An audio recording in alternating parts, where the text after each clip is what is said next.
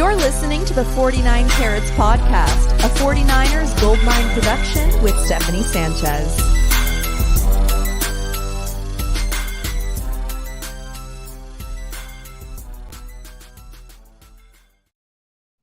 What's going on, everyone? Welcome to another edition of the 49 Carats Podcast. I'm your host, Steph, and joining me today is not just a friend of the pod, but a friend in real life, Jordan Elliott, @, Splash Cousin, the legend. Jordan, it's always a pleasure to talk football with you. You're one of those people who inspire me, and just how bright you are with football and all that. So always a pleasure to have you on the pod. Today, we're going to be talking about the 49ers local pro day, which is set to take place tomorrow. And Jordan, you're going to be there, right? I am, yes. Awesome. I didn't even ask you how you were. How are you doing today, Jordan?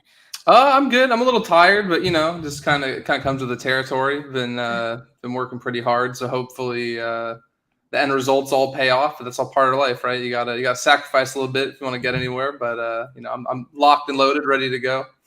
Let's go.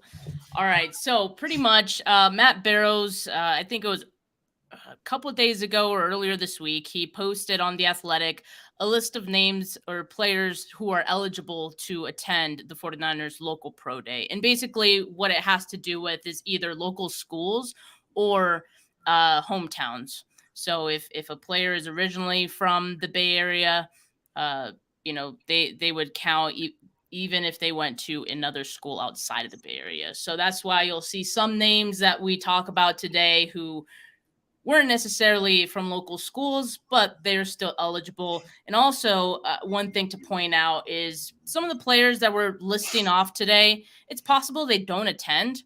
We're just talking about players who are eligible to go. Also, it's possible they attend but don't participate. So maybe they're just there to, shake hands, meet with some of the scouts, meet with, John Lynch, Adam Peters, and what have you. So we're just going to go right into the names. And really, we want to start off with what the 49ers are probably most interested in, and that's the trenches. So let's start off with the offensive linemen who are eligible to be there. I think the biggest name on this list is probably Antonio Mafi at a UCLA.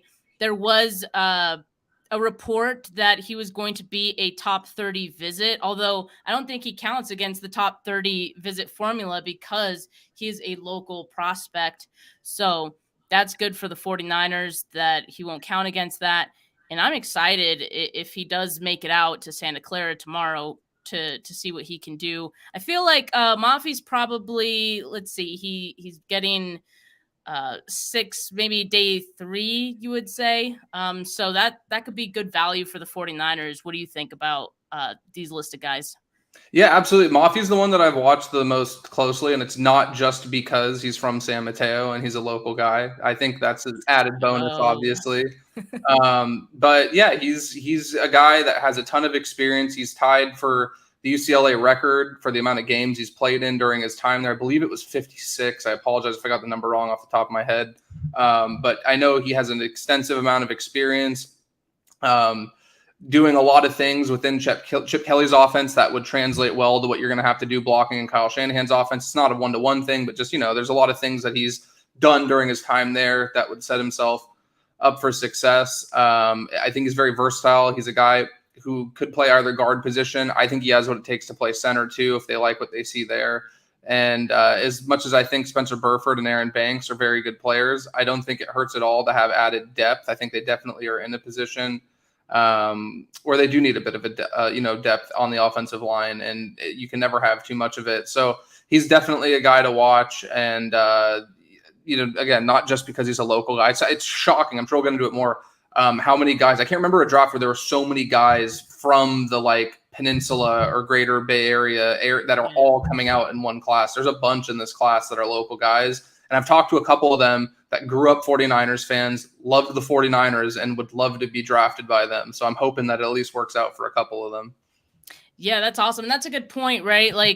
A lot of the times local pro days aren't something to be super excited about. A lot of the times it's not any big names, but I feel like this draft class has so many good local prospects, and there's some good players to be excited about on this list, which is why I wanted to put this together because, I my cat is like cleaning itself, and the collar is like keeps flashing in my face. If you guys are wondering what that light is, but yeah, to your point about Moppy, not only is depth key, but I also think positional versatility is something that is huge, especially on the offensive line. And so I think that's one of the reasons he's going to be one of those guys to keep an eye on out of this group. Um, let's look at the defensive line. Of course, the defensive line covers a range of different things, and the 49ers, they are now looking at a lot of edge guys. They probably still use some depth on the interior as well. I know one guy on this list, probably a couple, and I know who you're going to mention. Foskey, of course. You could probably go in the second round. It's possible, maybe unlikely that he's available in the third round.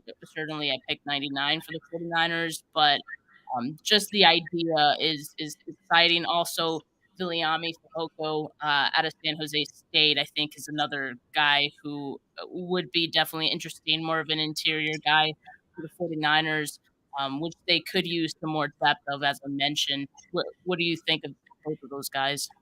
I think Foskey's an incredible player. If I had to project now, I think he's somebody that's going in the second round. And I think the Niners would have to get pretty aggressive with the trade up to get him, which I wouldn't be opposed to. He's a really good player. I watched him. I'm a Cal fan, for anybody who doesn't know that, and he demolished the Bears last year when they played. So I definitely saw the potential in the games I watched, and I experienced the pain firsthand of what it's like watching Isaiah Foskey demolish your favorite team's offensive line. So I think he's definitely a candidate where I think he has the pedigree and the tools where he might be just a bit out of their range based on their capital. But Fehoko Jr. is the one that I've really circled in on. I met him at his pro day, talked to him for a little bit. I think he checks a lot of the boxes for what the 49ers are looking for. And it's interesting because he's a big guy, but a lot of what he was asked to do was rush off the edge as a stand-up rusher, really good motor, really good ability to counter with his rushes, and not just go to the well with one move over and over again. He had a really deep bag of pass rushing moves. People might knock the Mountain West, but he was the defensive player of the year in a conference that's still, it may not be Power 5, but it's still a high level of competition, and he just demolished opponents. He had, I think, 3 different games with double-digit pressures last season, and he did it in a variety of ways. He's somebody who I really do think the 49ers have a ton of interest in. It's a matter of where they're comfortable selecting him, but he's definitely somebody to keep an eye on. I know he was on a visit today in a different state, so I don't know if he'll be there tomorrow. I hope so, but he's somebody I really hope the 49ers end up getting. And he was a 49ers guy growing up. He's from East Palo Alto, went to St. Francis, has some family ties to the team as well, and I know he definitely he let me know that the 49ers have always held a special place in his heart and with his family, so hopefully that's something that works out. Yeah, I think I saw on his Instagram it was the Vikings he was visiting today, if I'm not mistaken. But yeah, definitely someone who can go in, one of those sweet spots, the 49ers range, which I'm currently thinking round 5 and round 3, where they have a bunch of picks, right? So I feel like he can go in that round 5 range. And so, to your point, I think it'd be a great selection for the 49ers, and it sounds like there's some mutual interest there. So could be a bigger connection to come, someone to keep an eye on. Now, corner, there's a lot of corners that are going to be joining or that are eligible to join, I should say. And that's good because, the 49ers could use more cornerback depth. They have addressed it to some extent through some of their free agent moves, but I still feel like they can build on the depth a little bit more as well. And especially with the fact that Steve Wilks, he's a secondary guy. I'm sure there's a type of secondary player or that fits the mold of his defense that he maybe want to target in this draft. So a couple of names or local guys who are going to be part of that list. I don't know if I'm saying his name correctly. Is it Mekhi or Mekhi Blackman? And I know I see his name a lot too. I think it's Mekhi, but I don't want to speak on his behalf. I'm pretty sure, because I wanted to make sure I had it right too the first couple of times. Yeah. Yeah, Mekhi sounds right, so we're gonna go with that.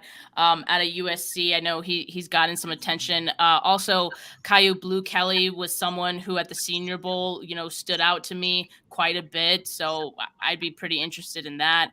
I've spoken to Nehemiah Shelton out of San Jose State, and he seems like a great guy. Maybe could get him on the pod for a prospect interview here before the draft. But there's some good decent list of guys here that I think the 49ers could potentially be interested in this draft. Yeah, absolutely. Mekhi Blackman's a really interesting one. He, was at Colorado before transferring to USC. The 49ers obviously have had an extensive look at that defense, although he just joined last season, so he wouldn't have been a part of, the previous years. But they definitely have a level of comfort with that program, I feel like, even with the new regime there, where if they have any questions or concerns, they've shown a willingness to go and get those USC guys the last couple drafts. He's also a local guy, went to College of San Mateo, is from East Palo Alto, if I remember correctly. So, I'm not just bringing that up because that's where I went to college, but he's a guy that I definitely think would be a good fit with one of those mid-round picks. I think that they do need depth. And then Caillou Blue Kelly is another really interesting one. His dad, Brian Kelly, was a longtime NFL player and a teammate of John Lynch on the Bucs team that they won the Super Bowl on. Was teammates with him for a few seasons. And they were talking at length, I'm sure, bringing up old memories and reminiscing at Stanford's Pro Day together. So I'm sure if there's any interest on the 49ers part, they have a different level of access to get some questions answered or any concerns answered. And I'm sure that there's a level of relationship. How deep it goes, I'm not sure. But, when John and Caillou were talking, it was kind of like, hey, how have you been? How have things been? So I'm sure there's some familiarity there just from the past that they have. So I thought that was an interesting connection as well, beyond just John Lynch and his Stanford, connections that he has in general. And he's a good player. Like you said, he looked really good at Stanford's Pro Day. I thought he moved really well, got in and out of his breaks really well. And I'm always intrigued by players who have the athletic profiles and the parents or relatives who played in the league, because I really do think there's a ton of value in having somebody who's been there and done that, helping them along the way. I think they get it. I don't want to say a step up, but I think they get a little bit of a advantage having that resource, and it helps them prepare in a way that somebody who doesn't just can't, frankly. So he's definitely a guy I would keep an eye on. I agree on that, and I have to assume that teams probably feel the same way, right? That definitely gives a prospect a bit of a plus or a bonus, if they have, relatives who have played in the NFL before. A question about, the pro days, because I know you were at the Stanford and Cal pro days, and I know in the San Jose State, and I know at least for Stanford and San Jose State, John Lynch and Adam Peters attended. Did you get a sense that there were certain guys that they were very, keen on wanting to talk to there, or maybe you said that it seemed like they had spoken maybe to Blue Kelly before. Did you get the sense of that with any other players that were there? I mean, not really. And again, this is just for whatever it's worth that you could hear with an earshot. I know John Lynch was asking Elijah Higgins if he was going to be doing broad jump, I think it was, or something like that. So it could have just been casual conversation. Or they might have had some interest in getting those testing numbers, however valuable they may be. I know Adam Peters spent a little bit of time talking with, we'll get to tight ends in a second. There's a tight end from Stanford he spent a little bit of time talking to after the pro day wrapped up. And, it's due diligence. It's just because you're there in the moment, probably. But they were both. John Lynch was front and center, directly behind Tanner McKee when he was throwing. So for whatever that's worth, maybe that's just the seniority he gets being John Lynch and having that Stanford connection, where it's like even if there's not a ton of interest there, you still get the front row seat. But those were the three that probably I I would say stood out more than, anything else. Michael Wilson's another guy. I think it appeared to be from just, reading body language and whatever we can read into that, that there was a little bit of attention paid to as well. Yeah, that would not surprise me at all. And we'll talk about Michael Wilson here in a minute. Quick question from Tisha in the comments. Jordan, are you still using your YouTube? And if so, what is it? So yes, I do, but not to make videos. My apologies. The main thing I use my YouTube for now is to pop into Jason Aponte's comment section when he's live and just kind of annoy him. So other than that, I'll be honest, and Brad too.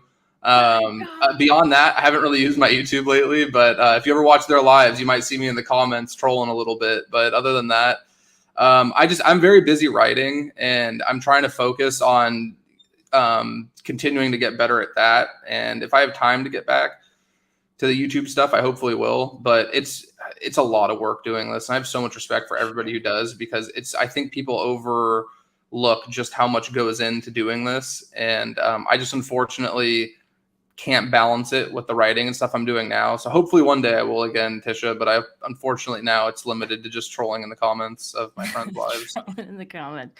No, Jordan is like one of the better writers, as far as Niners Nation goes, not to like diss anyone on Niners Nation. That's not what I'm doing, but just as a whole, like it's 49ers content. If you like, written articles and reading that really in-depth stuff, Jordan is your guy, so you can check out his stuff on Niners Nation, and maybe you'll find him trolling the comment section on YouTube every once in a while, even Twitter sometimes.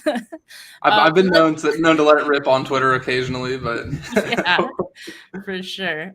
The Splash Cousin days, we remember the OG Splash Cousin.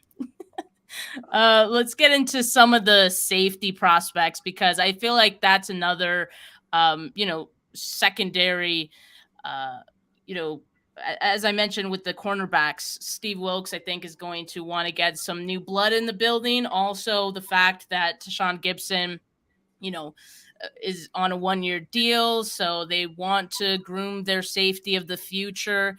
And I feel like there's at least one guy on this list that personally for me, I'm excited about. I have heard Delano Ware's name get brought up quite a bit in connection with the 49ers.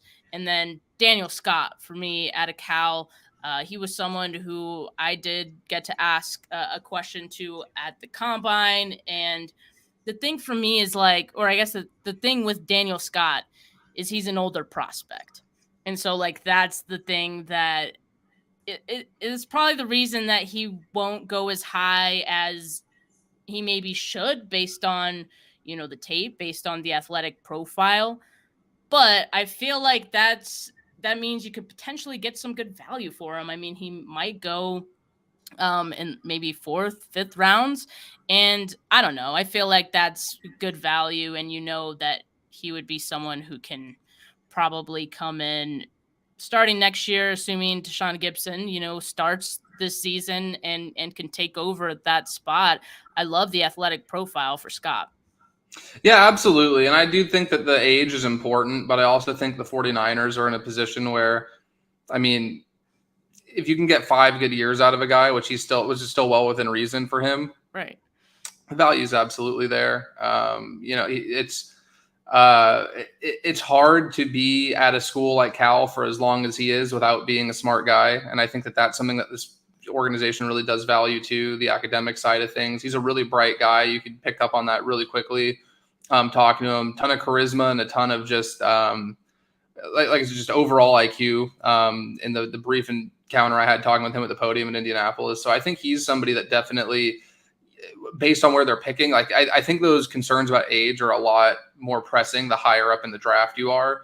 But for a guy who might be a mid-round prospect, I don't think it's like a thing that would prevent you from taking a guy like that. I think the skill set speaks for itself, and he's right there in their backyard. And, I think that that's another advantage. Like you have area scouts everywhere, but having the ability to be right here and, hear how these guys are on the practice field. And, one thing that's really become valuable to me is acknowledging that we can watch all the tape we want and we're going to do it anyway.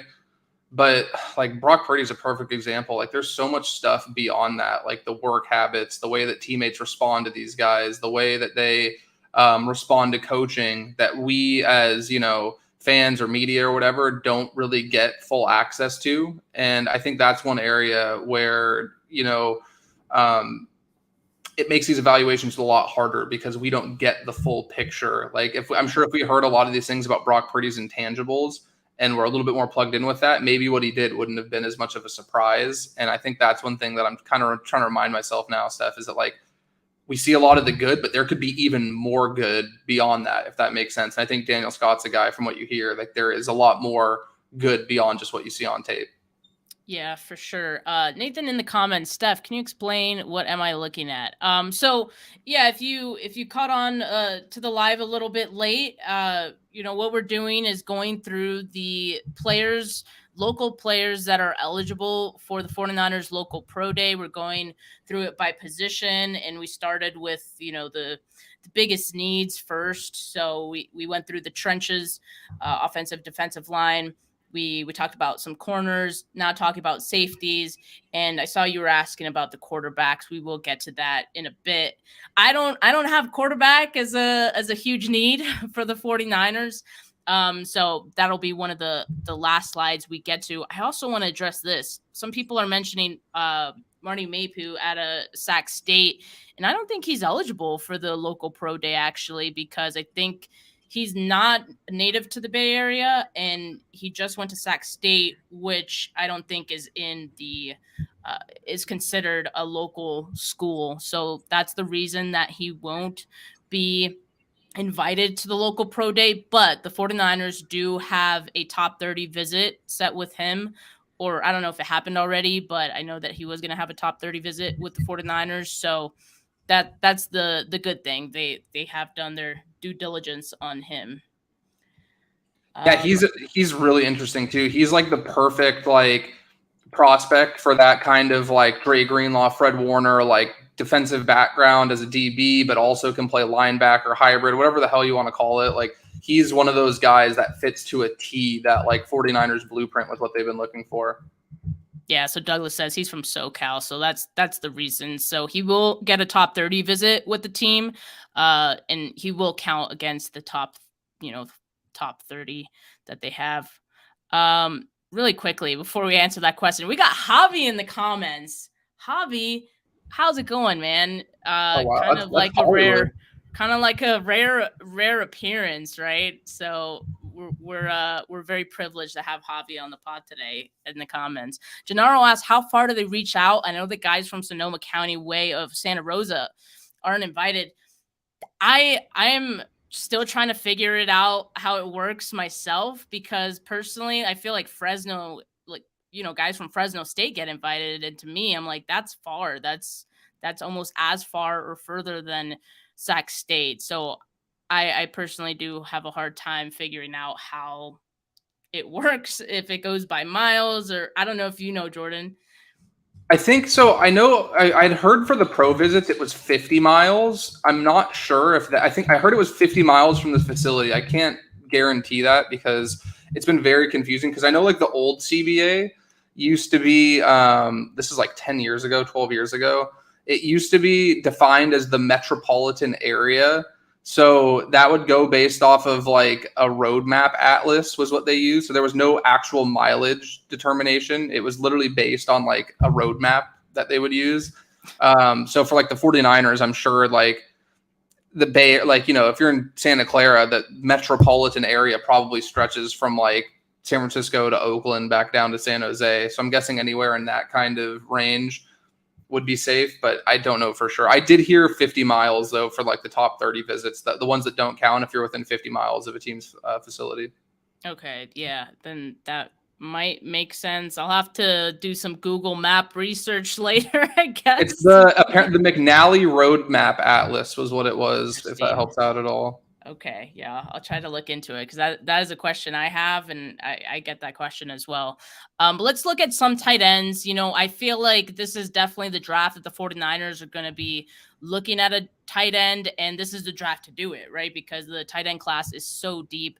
I will say there won't be many players or tight ends that are going to be eligible for this that are super interesting. I know, you mentioned Elijah Higgins, definitely, an option, but I think most likely they'll probably look elsewhere if I had to guess. But I mean, I know you probably have some nice things to say about Higgins. What do you think? Yeah, he's definitely he's a guy. I think that he was a receiver, so the transition there kind of he has a receiver background, I should say, and the fluidity and movement and stuff is evident with him, where you can see that there's a lot more. I don't say fluid motion because I feel like that's knocking tight ends. There's plenty of tight ends who move fluidly as well. You're just asked to do different things. You're going to play it at a different weight. So I think there is some plus there where you can always add weight in an NFL weight room, but you might have that intrinsic ability to play the position. And I do know they had another tight end. Caleb Phillips was the one that Adam Peters spent a little bit of time talking to one-on-one after. Stanford guy, also played for Hawaii during his college years. So that you never know. There could just be some connection for their own personal lives. I'm not saying that means anything. But I did notice after when everything was over, they did talk for about 5 minutes or so, just one-on-one. So yeah, I think it's pretty interesting. But I'll be honest, there's not really anybody on this list that I'm like, yeah, they have to go out and get this guy. But I definitely think there's some intriguing options there. Yeah, I think they'll look outside of the Bay Area or local prospects. We can't be great. We can't be perfect at everything, as great as it is here. And as much as I love the Bay Area, we got to, let some other areas get some shine too. No disrespect to these guys, but we do. Good point. Now let's look at some of the wide receivers. We talked about Michael Wilson, or at least mentioned his name. He was one that for me, he really stood out at the Senior Bowl.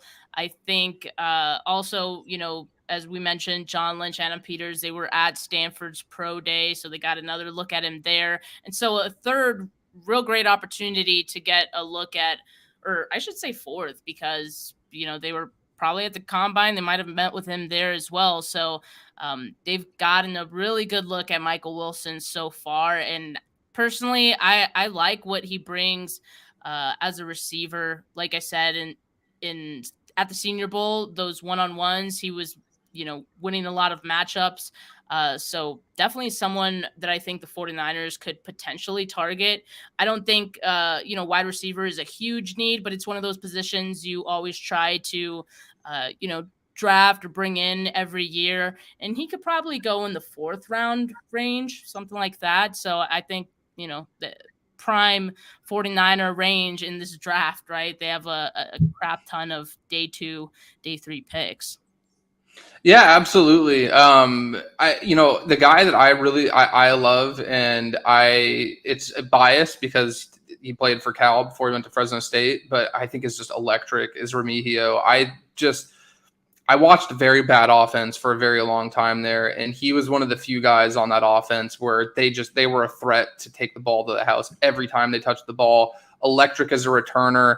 He honestly reminded me a ton of like Rondale Moore, where he's a guy where the measurables might not jump out at you, but the shiftiness and the ability to make guys miss, I think, is really special. And I think that the Niners offense, they have a ton of guys that will run through you, but I think Remigio would be a nice addition as a guy that can kind of run around people, if that makes sense. I think he's electric with the ball in his hands, extremely quick, great short area quickness, great lateral ability. And I would love to see what a guy like that would look like in Kyle's offense. They have Danny Gray and Ray McLeod right now, so I don't think there's this like huge pressing need for a returner, but having a receiver who could do it on top of that couldn't hurt as well. So he's definitely the guy I'm most interested to watch run in real life tomorrow. Yeah, and I had Nico Remigio on the pod not too long ago, and he was a great interview. So if you guys want to check that out, make sure to check that out on my channel. Interesting enough, yeah. As Justin asked this question, I'm thinking about it myself. Moreno Cropper out of Fresno State, not on the list. I do want to mention that this list came from Matt Barrows. He was just pointing out players that are eligible for the local pro day. I can't imagine he wouldn't be eligible, but I don't know why he's not on the list. He could be someone who maybe will be there, but not sure why he wasn't on Matt Barrow's list. Maybe it was just an oversight, not sure. But being from Fresno, he should be eligible. This is an interesting comment from Emil. Sorry, it's hard to see the I's and the L's in Emiliano. He says, definitely not a reasonable assertion by me, but any time now that a Stanford player is even associated with the Niners as being drafted, I worry about Lynch's judgment about them. I kind of wonder the same. Like, do you feel like even John Lynch is like, ooh, like I kind of ruined that Solomon Thomas pick. Let me not push too hard for some of these Stanford guys. No, and so I have strong opinions about that Solomon Thomas thing and the way we look back on it, because I wanted a quarterback at the time. I admittedly wasn't somebody that was like, oh, Patrick Mahomes is going to be this great quarterback. I won't pretend I was. I thought Deshaun Watson was the guy they should have picked then. I thought he was the guy that had the pedigree. He had the experience playing in big games. He was who I wanted them to take with that pick. So having said that, they obviously didn't. They took a defensive lineman. So I can appreciate somebody who doesn't agree that they didn't go quarterback when they needed one, or they didn't like the process behind it. But if we just talk about Solomon Thomas, the player, it's complete revisionist history, because I actually went back like a year ago because I kept getting just kind of like, man, it really feels like people are forgetting how high everybody was on Solomon Thomas at the time. I pulled up 3 or 4 articles that were literally comparing the guy to Aaron Donald that had nothing to do with the 49ers, that were like national outlets with like big name scouts and people who get paid a lot of money to do this. And they were saying that Solomon Thomas had the ability to be this next Aaron Donald kind of player that could wreck defenses from the 3-tech, that like undersized, quick, twitchy interior lineman that could just wreck an opposing offense's game plan. And I just think that it happens. Sometimes you draft players, sometimes you draft them really high and you miss, but people act as if it was like this foregone conclusion that he wasn't going to be good. And hey, if you felt that way then, I completely support you feeling the same way now. There's plenty of people I'm sure who did feel that way at the time, but it's like almost like people have this revisionist history that it was like this terrible pick that everybody hated in the moment. And now it's like, like, oh, we all saw this coming. Like, I don't really buy into that. I do think the thing that hurts it the most is the stuff that came out where it was like, oh, John Lynch took a class with him and really got to know him one-on-one and all those little bits, because as much as that probably helps you get to know somebody on a more personable level, I think that's where the kind of what Emiliano is talking about. And I don't want to speak for him, but that's kind of where I feel like that's where that's coming from, where it's like, oh, maybe you bought into the Stanford stuff a bit too much given the ties there and this and that. But just long story short, I think Solomon Thomas was a much better prospect than he gets credit for. He's still a solid NFL player. Obviously, you have expectations when you're the 3rd overall pick. He didn't live up to them in San Francisco, but it's not like he's this like bust who's out of the league, right? And he obviously had a ton of personal tragedy he had to deal with too. And I think that's another thing that gets often overlooked. The guy was dealing with something that was much bigger than football in a critical stage of his NFL development. So I just think that it was what it was. And I just don't like the way that it kind of gets revised, that like, oh, he was this terrible there was a ton of teams that wanted Solomon Thomas and would have taken him where the 49ers took him to. And I just think that that's something that should definitely kind of be like, it feels like that gets overlooked, Steph. And I feel like that's something that kind of bugs me a little bit, because drafting is really hard, right? Like these guys are basically tasked with finding a group of 20 to 22 year olds who are about to be handed millions of dollars and a platform that's as big as any in professional sports. And you have to predict how a 20 to 22 year old is going to spend the next 5 years of their life. I don't know about you guys. I was doing a lot of really dumb stuff when I was 21, 22 years old. I didn't have millions of dollars. I didn't have the platform these guys have.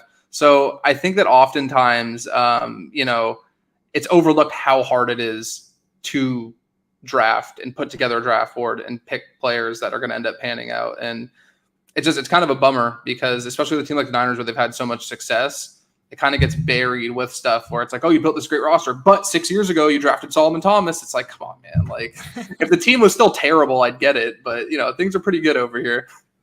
I think I get it in the sense that, that was this regime's first draft, right? So I think going with something familiar, not the worst idea. Quite frankly, I think there's some great prospects coming out of Stanford this season. And, every year it seems like they got a few guys, but there's some guys this year I especially like. So I hope, John Lynch doesn't shy away from picking any one of those guys just because of the Solomon Thomas pick. I hope he's not scared to do that again. But let's look at some of the quarterback prospects. Like I said, I don't feel like this is a huge need for the 49ers. I feel like they will either draft a quarterback in day 3, or they'll probably go with a undrafted free agent, right? So there's a couple of guys. Well, Jake Haener has gotten a lot of attention, and I feel like all the attention that he's gotten from like local fans and all that has kind of dissipated a little bit, because I think people are realizing he's going to go way higher than the 49ers would even pick a quarterback, right? So it was a dream for a little bit, but I don't think it makes sense, quite frankly. Regardless, I think it's cool that he gets a chance to meet with them. We'll see if he even shows up, right? Like, maybe he's thinking, oh, like 3rd round. I don't know. I might go sooner. I don't know when he may go. I'm trying to see. Let's see. He might go 4th round, but still it would be too rich, I think, for the 49ers to go a quarterback that early for them in the situation that they're in. They have 3 quarterbacks already. I feel like Tanner McKee is probably much more likely someone who can, will probably be available later in the draft, maybe 5th or later. So that's an option. We talked about the Stanford connection already. But what do you think of these group of guys? I think it's unlikely that the 49ers end up, drafting any of these guys on the list. Yeah, I would agree. Haener had one of the most impressive performances I've seen in any college football game the last couple of years. 2021 against UCLA. He had to have his hip replaced the next day. He took such a beating in that game.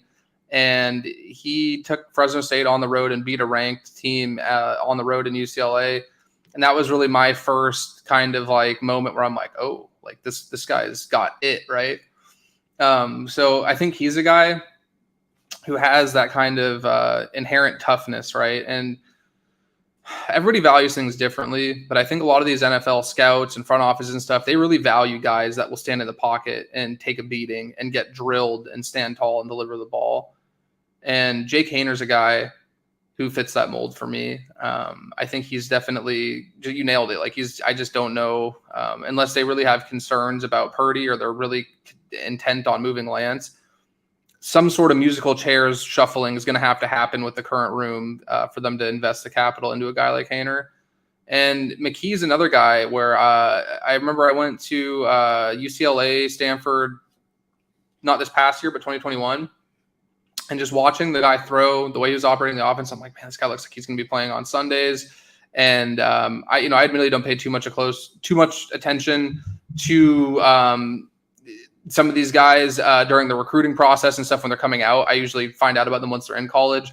And I had learned he was a highly touted prospect that had gone on a mission with his Mormon church for 2 years and then had come back to Stanford, which is why he was in the same class, I'm pretty sure, as Fields and Lawrence, if I remember correctly. Mm. So he had kind of been maybe overlooked, or kind of, people weren't as familiar with his name because of that. But he has an NFL arm, really smart guy, really high character guy from everything that I've heard. So that's the one to me. If they are intent on making a QB move, that's the one I'd watch. But I mean, the Niners have a good QB room right now. It's just really a matter of like, what's Brock Purdy's elbow going to look like 5 months from now? Because I think the 3 guys they have now, it'd be really hard to add somebody from this draft at a good value where you're like, all right, well, this guy's good. We'll take one of the 3 we already had. And, like Sam Darnold's a top 5 pick. Trey Lance is a top 5 pick. And Brock Purdy is playing like, I don't say playing like a top 5 pick, but playing like a guy who's a starter in the league. So if it's going to be anybody, I'd say it would be Tanner McKee. But I'm with you. I I don't see it. Maybe an undrafted guy that they bring in as a camp body that wows them, but I don't see it. Yeah, I think that's the most likely scenario because as of right now, with all the injuries at the quarterback position, like talk about Lance still rehabbing a little bit. Obviously Brock Purdy, we don't know if he'll be ready by week 1, but all the quarterbacks that they have are more or less like on the same level as far as like, I don't know where they were drafted. Well, okay, not Purdy, but you know what I mean? Just like But it feels like that, right? Like, yeah, like they're all kind of yeah. on, even footing a bit. Of course, we know Brock Purdy is the the leader of the clubhouse, as Lynch said.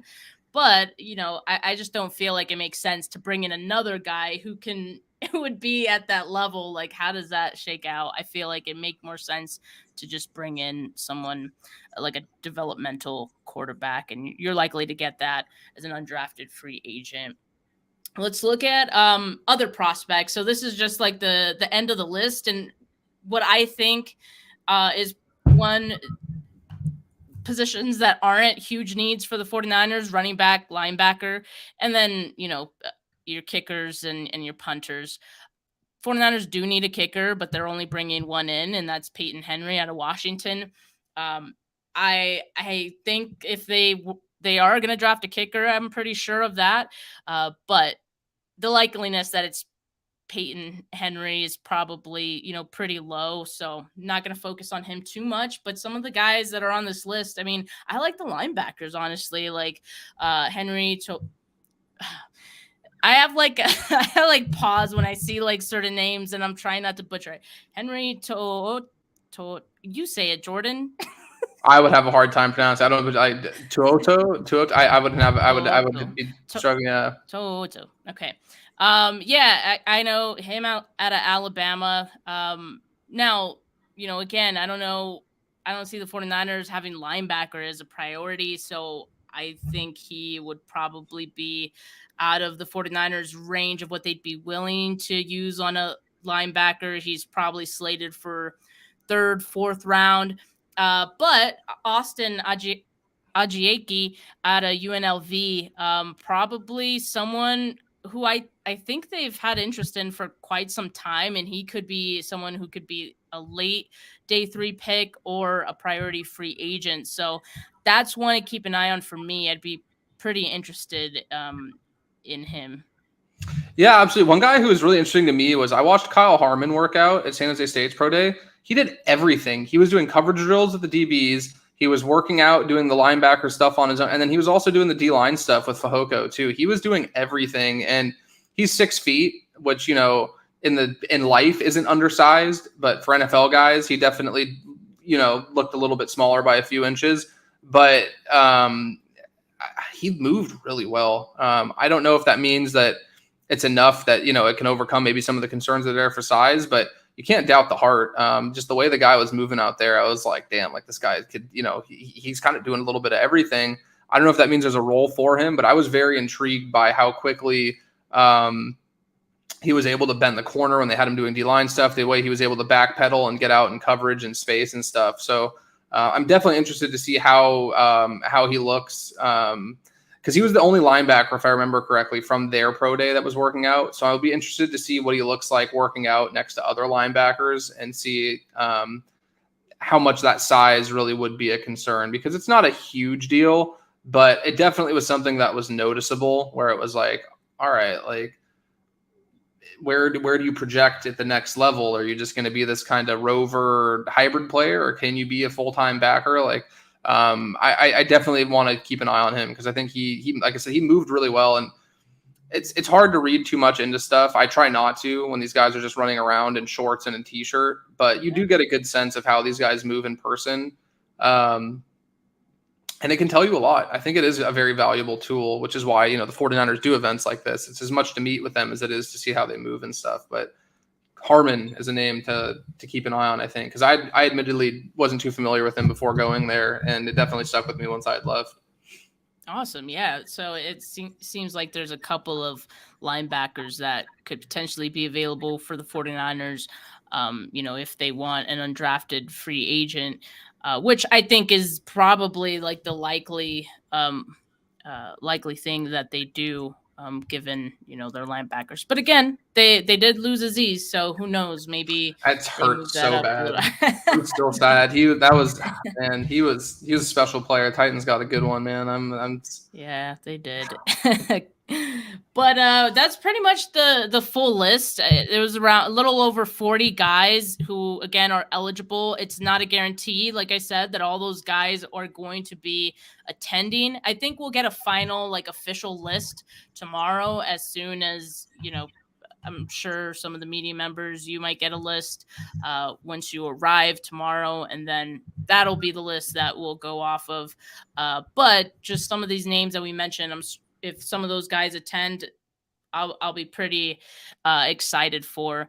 And of course, as I mentioned, Jordan's going to be at the local pro day reporting for Niners Nation. Do you plan on writing something up for that too, Jordan?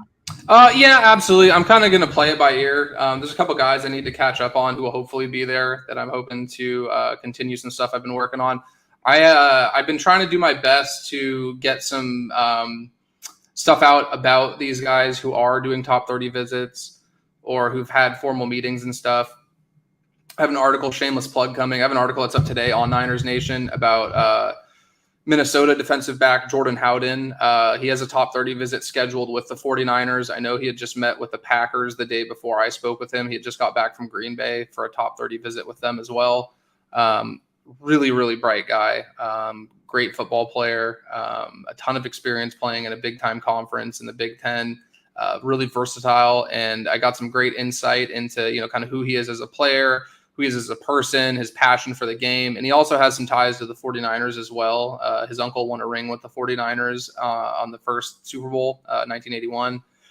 So there's definitely some family ties there as well. So I'm trying to do my best basically to get some of these guys now, as you've been doing too, Steph, and just kind of highlight them a little bit, because a lot of these guys aren't going to get that kind of recognition now because there's just 400 guys in this prospect pool. It's hard to get to everybody, but we're in kind of an interesting position because the top 100 prospects or so, give or take, are kind of out of the Niners range at this point. Yeah. So I think it gives us a unique opportunity to kind of get to know some of these players who are projected to be mid-round picks on a more personal level. And hopefully we can continue doing that and give, Niners fans and anybody reading or listening a better idea of these guys, and just get to know them. And hey, even if they don't end up on the Niners, you never know who they might be on a different team. They might be on somewhere else in the division. The Seahawks might draft them, and you might, have some good insight on a guy you're going to be seeing twice a year. So I think there's a ton of value, and I've been keeping up with the ones you've been doing too. And I think there's a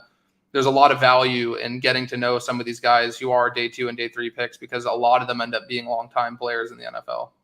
For sure. And it's hard not to root for some of those guys that you end up talking to, So, Jordan, thank you so much for coming on the pod today. All you guys tuning in, make sure that you follow Jordan on Twitter, because as I mentioned, he's going to be, talking about the local pro day. He always has great content for Niners Nation. So at @splash_cousin is where you can find him on Twitter. We'll be awaiting your coverage at the local pro day tomorrow.